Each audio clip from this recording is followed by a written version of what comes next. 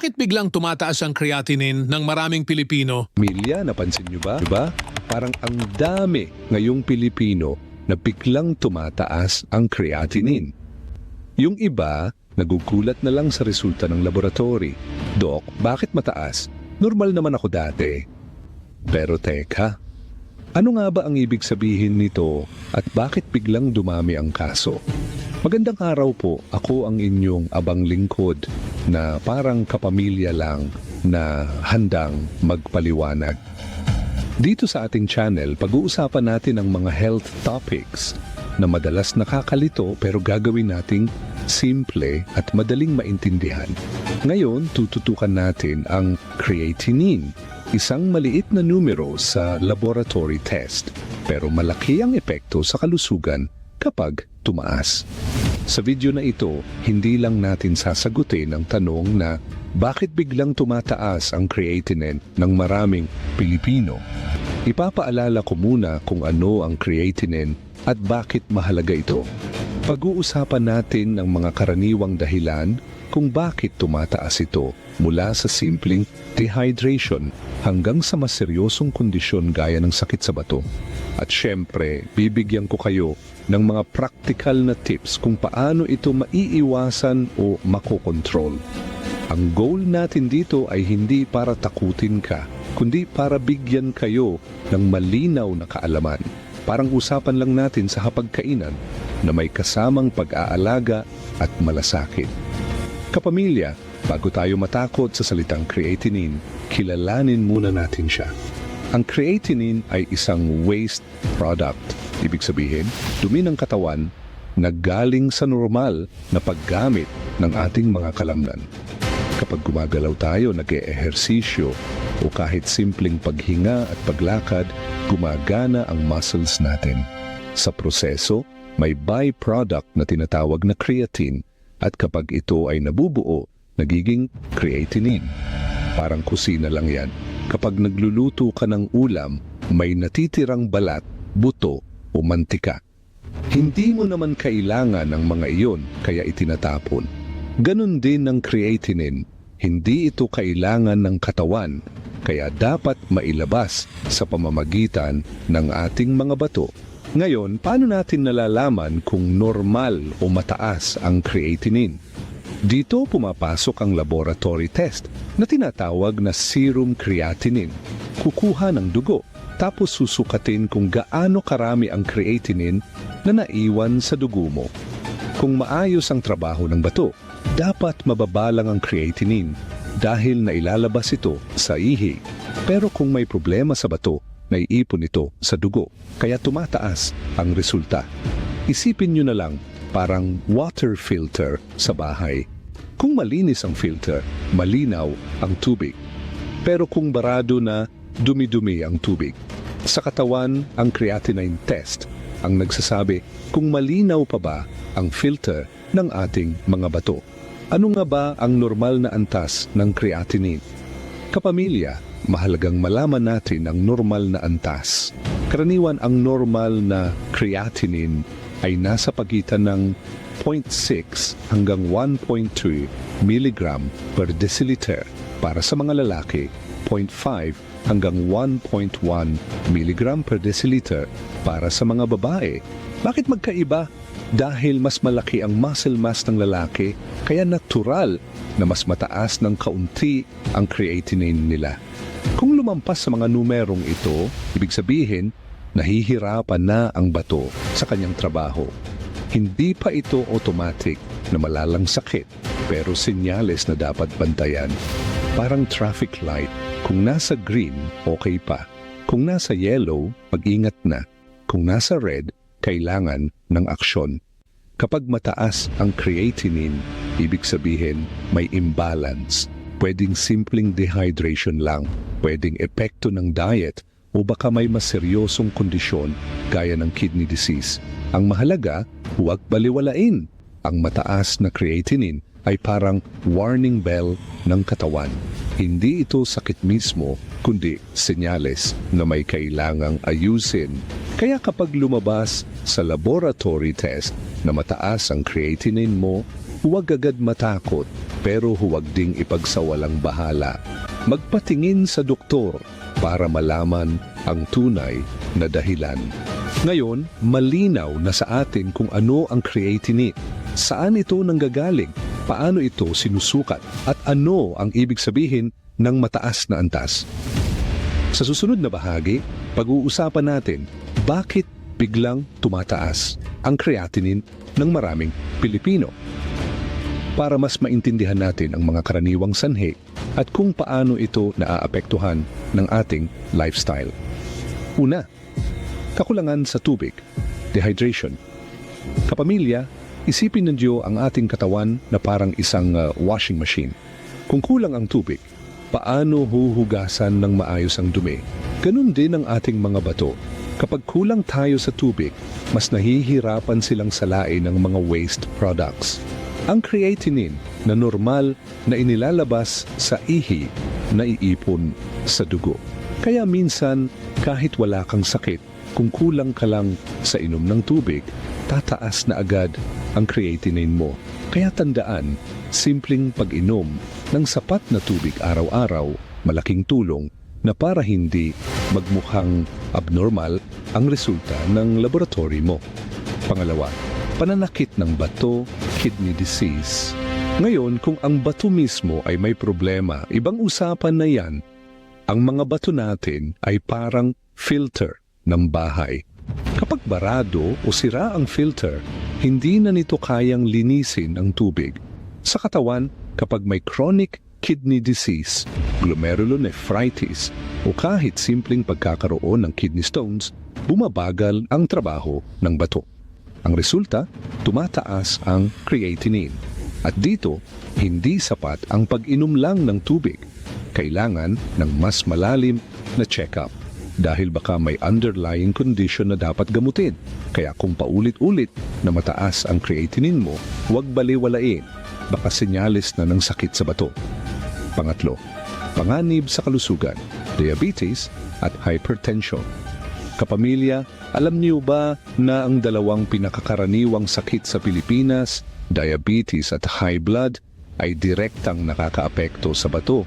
Sa diabetes, kapag laging mataas ang blood sugar, para bang nasusunog ang maliliit na ugat sa bato. Unti-unti silang nasisira, kaya hindi na makalabas ang creatinine. Sa hypertension naman, isipin niyo na parang gripo na laging mataas ang pressure. Kung laging malakas ang daloy ng dugo, napipinsala ang maliliit na ugat sa kidney. Kaya hindi nakapagtataka na maraming Pilipino na may diabetes o high blood, sabay na rin ang problema sa creatinine. Ito ang dahilan kung bakit lagi kong paalala, kontrolin ang blood sugar, bantayan ang blood pressure. Hindi lang puso ang protektado, pati bato. Pang-apat, diet at pamumuhay. Siyempre, hindi rin natin pwedeng kalimutan ang lifestyle. Kapag sobra ang protein intake, halimbawa, puro karne, puro chicharon, puro high-protein diet, mas marami ring byproducts na kailangang salain ng bato. Ang creatinine ay isa sa mga waste na ito. Kung hindi kaya ng bato, tataas ang level, dagdag pa ang alak. Kapag madalas uminom, hindi lang atay ang napipinsala, pati bato. At kung kulang sa ehersisyo, mas bumabagal ang metabolism ng katawan. Ang lahat ng ito, nag-aambag sa pagtaas ng creatinine. Kaya ang simpleng pagbabago sa pamumuhay, tamang diet, iwas sa sobrang alak at regular na ehersisyo ay malaking tulong para mapanatiling normal ang creatinine. Kapamilya, nakita ninyo na hindi lang iisang dahilan kung bakit tumataas ang creatinine. Minsan, simpleng dehydration lang. Minsan, seryosong sakit sa bato. Minsan, epekto ng diabetes o high blood. At minsan, lifestyle choices natin. Ang mahalaga, huwag agad matakot sa resulta. Ang mataas na creatinine ay senyales, parang warning light sa kotse na dapat nating pakinggan at aksyonan.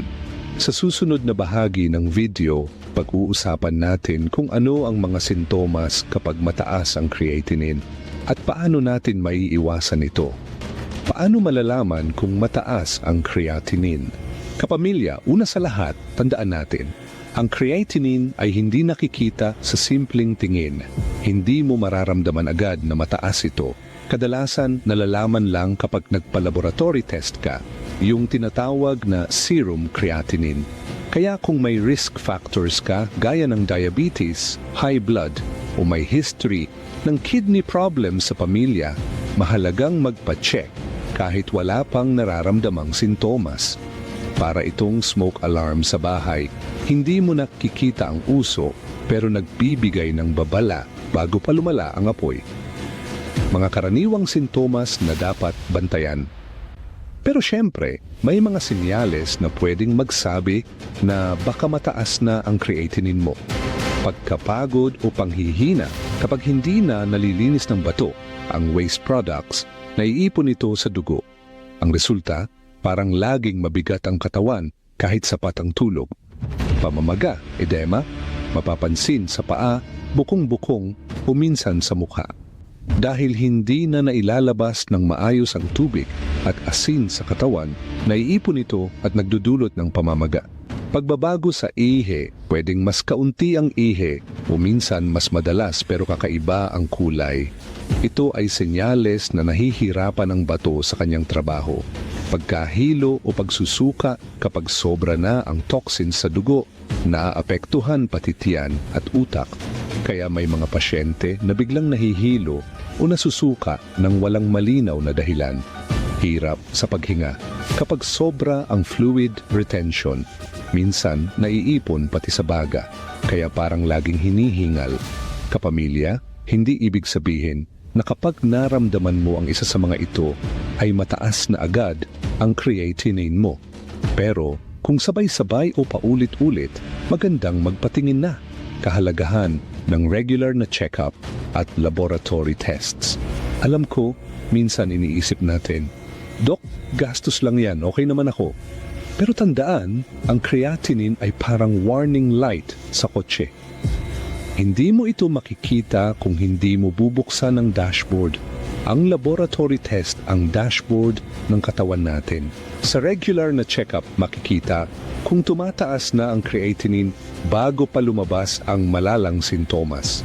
Mas madaling maagapan ang problema kung maaga itong nahuhuli at higit sa lahat, nakakaiwas tayo sa komplikasyon gaya ng dialysis kung maagapan pa lang. Kaya kung may edad na, may diabetes, may high blood, o may family history ng kidney disease, huwag palampasin ang annual check-up. Isipin nyo na lang mas mura at mas magaan ang preventive check kaysa sa gamutan kapag huli na. Ngayon, malinaw na sa atin kung ano ang mga sintomas at bakit mahalaga ang regular na laboratory tests. Pero syempre, mas maganda kung hindi na natin hahayaang tumaas ang creatinine. Kaya sa susunod na bahagi, pag-uusapan natin, paano may iwasan ang pagtaas ng creatinine?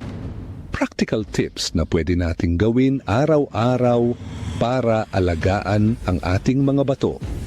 Una, tamang hydration. Kapamilya, simple pero madalas nakakaligtaan, tubig. Ang ating mga bato ay parang kusinero na laging naghuhugas ng plato. Kung kulang ang tubig, paano nila malilinis ng maayos? Kapag hindi sapat ang iniinom, naiipon ang waste products gaya ng creatinine. Kaya tandaan, uminom ng 8 baso o higit pa depende sa pangangailangan ng katawan. Kung mainit ang panahon o pawisin ka, dagdagan pa. Pero kung may kondisyon ka sa puso o bato, magtanong muna sa doktor kung gaano karaming tubig ang ligtas para sa'yo. Pangalawa, balancing diet. Ngayon, punta tayo sa pagkain. Hindi porket uso ang high-protein diet ay bagay na agad sa lahat. Kapag sobra ang karne, itlog o processed meat, mas maraming byproducts na kailangang salain ng bato. Ang resulta, mas mataas ang creatinine. Dagdag pa, kung mahilig sa matatabang pagkain, lechon, chicharon, fast food, mas nahihirapan ang katawan. Ang payo ko, gawing balanse. Isama ang gulay, prutas, whole grains at iwasan ng sobrang alat. Isipin nyo na lang, Kung ang plato mo ay kalahati gulay at prutas, isang bahagi protina at isang bahagi carbs, mas magaan ang trabaho ng bato. Hindi kailangang magpakagutom pero piliin ang tama. Pangatlo, regular na ehersisyo. Kapamilya, hindi lang pagkain ng susi, kailangan din ng galaw. Ang katawan natin ay parang makina. Kung laging nakatigil, naiipon ang dumi. Pero kung regular ang ehersisyo, mas gumaganda ang daloy ng dugo, mas nagiging efficient ang bato sa pagsala ng waste. Hindi kailangan ng mamahaling gym membership. Simpleng brisk walking, light jogging o kahit 30 minutos na paglalakad sa palengke o paligid ng barangay, malaking tulong na. Ang mahalaga, consistent. Tandaan, mas malusog ang katawan, mas protektado ang bato. Pang-apat, pagkontrol sa diabetes at hypertension. Kapamilya, ito ang dalawang silent killers na madalas kasabay ng mataas na creatinine. Kung hindi kontrolado ang blood sugar, nasisira ang maliliit na ugat sa bato. Kung hindi kontrolado ang blood pressure, napipinsala rin ang kidney filter. Kaya kung may diabetes o high blood, huwag baliwalain ang maintenance na gamot. Sundin ang payo ng doktor, bantayan ang diet at regular na mag-monitor.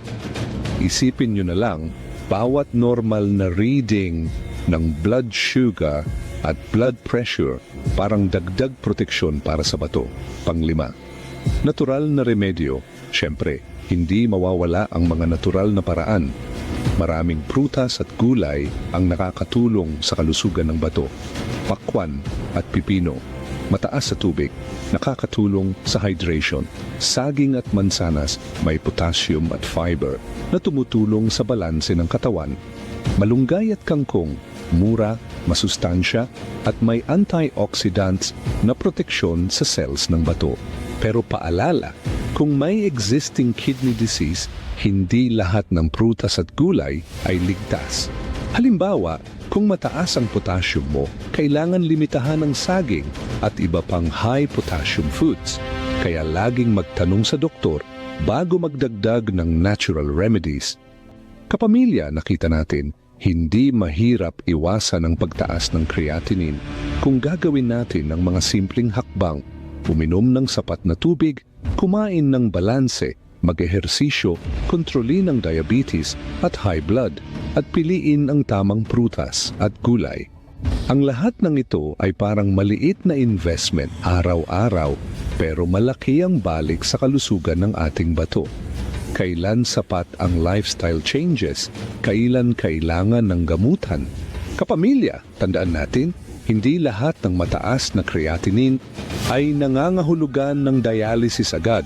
Kung minsan, sapat na ang lifestyle changes, tamang hydration, balancing diet, at regular na ehersisyo. Pero kung paulit-ulit na mataas ang resulta, o may kasabay na sintomas gaya ng pamamaga, hirap sa paghinga, o matinding panghihina, doon na pumapasok ang mas seryosong gamutan. Parang bahay lang yan. Kung maliit na tagas sa gripo, kaya pang ayusin ng simpleng DIY. Pero kung malaki na ang sira, kailangan na ng tubero.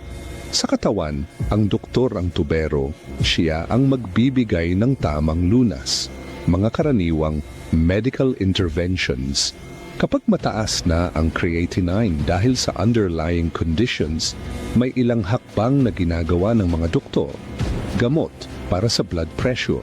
Ang mga ACE inhibitors o true ARBs ay madalas ibinibigay para protektahan ang bato. Hindi lang nila pinapababa ang presyon, pinapabagal din nila ang pagkasira ng kidney filter. Gamot para sa diabetes, kapag kontrolado ang blood sugar, mas nababawasan ang pinsala sa maliliit na ugat ng bato. Kaya mahalaga ang regular na insulin o oral medications, depende sa payo ng doktor.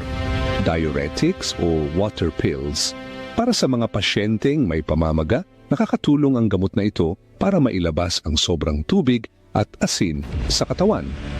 Dialysis, kapag sobrang taas na ng creatinine at hindi na kaya ng bato, dito pumapasok ang dialysis. Para itong external filter na tumutulong linisin ang dugo. Hindi ito gamot, pero ito ang paraan para mabuhay ang pasyente habang inaantay ang mas pangmatagalang solusyon gaya ng kidney transplant. Kapamilya, mahalagang tandaan, hindi lahat ng pasyente ay umaabot sa dialysis. Marami ang nakokontrol sa pamamagitan ng gamot at lifestyle changes kung maagapan. Paalala, iwas sa self-medication. Isa sa mga karaniwang pagkakamali ng ilan nating kababayan ay ang pag-inom ng herbal o over-the-counter na gamot ng walang gabay. Tandaan, hindi lahat ng natural ay ligtas, lalo na kung may problema na sa bato. May mga halamang gamot na pwedeng makasama kung hindi akma sa kondisyon mo. Kaya ang payo ko, huwag basta-basta uminom ng gamot o supplement nang hindi kumukonsulta sa doktor. Ang bato ay sensitibo at minsan ang maling gamot ay mas nakakasira pa. Kapamilya, gusto kong bigyang diin, ang mataas na creatinine ay hindi katapusan ng mundo. Oo, senyales ito na may kailangang ayusin, pero may mga paraan para maagapan. Kung maaga itong matutuklasan, maraming pasyente ang nakakaiwas sa dialysis at nabubuhay ng normal. Ang susi ay maagang check-up, tamang gamutan at disiplina sa lifestyle. Isipin nyo na lang, bawat baso ng tubig na iniinom, bawat tamang pagkain na pinipili at bawat gamot na iniinom ng tama. Lahat yan ay hakbang papalayo sa komplikasyon. Ngayon, malinaw na sa atin kung ano ang mga medical na hakbang kapag mataas na ang creatinine. Kapamilya, natutunan natin ngayong araw na ang creatinine ay hindi basta numero lang sa laboratory test. Isa itong mahalagang senyales kung kumusta ang kalusugan ng ating mga bato. Nakita natin ang mga dahilan kung bakit ito tumataas, ang mga sintomas na dapat bantayan at syempre, ang mga simpleng hakbang para maiwasan ito. Ang mensahe ko, huwag nating hintayin na lumala bago kumilos. Ang pag-inom ng sapat na tubig, tamang pagkain, regular na ehersisyo at pag-control sa diabetes at high blood ay mga simpleng bagay na kaya nating gawin araw-araw. Tandaan, ang kalusugan ng bato ay kalusugan ng buong katawan. Kung kapaki-pakinabang sa inyo ang video na ito, huwag kalimutang i-like at i-share para mas marami pang kapamilya ang matuto at makaiwas sa problema sa creatinine. Mag-subscribe na rin kayo sa ating channel at i-click ang notification bell para lagi kayong updated sa mga health tips na malinaw, praktikal at may kasamang malasakit. Ako po ang inyong doktor na parang kapamilya lang, nagsasabing ang kalusugan ay kayamanan at ang kaalaman ay proteksyon. Ingatan natin ang ating mga bato dahil sila ang tahimik na bayani ng ating katawan. Maraming salamat sa panonood at magkita-kita tayo sa susunod na episode.